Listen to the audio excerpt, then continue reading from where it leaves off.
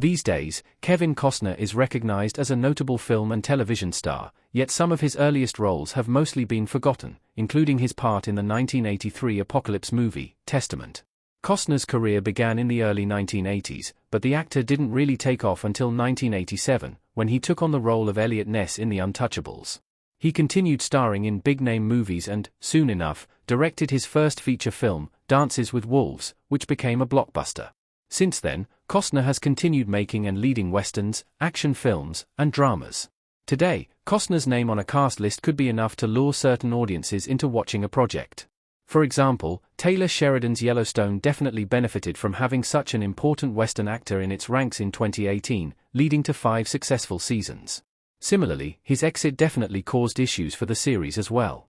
However, back in the 1980s, Costner hadn't yet made a name for himself, and movies like Testament show the actor proving himself, not only to the filmmakers and the audience.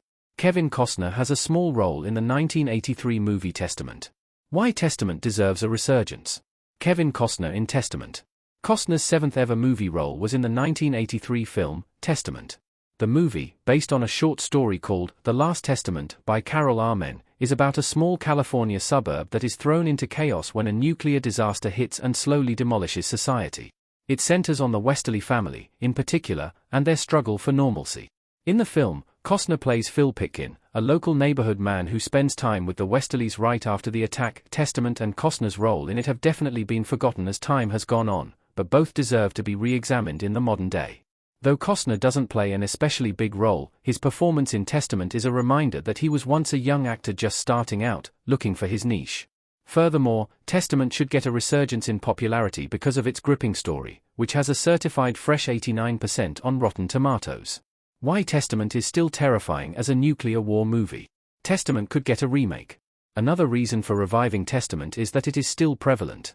Although fears of nuclear war aren't quite as strong today as they were in the 1980s, the possibility of an apocalypse is still fresh in audiences' minds.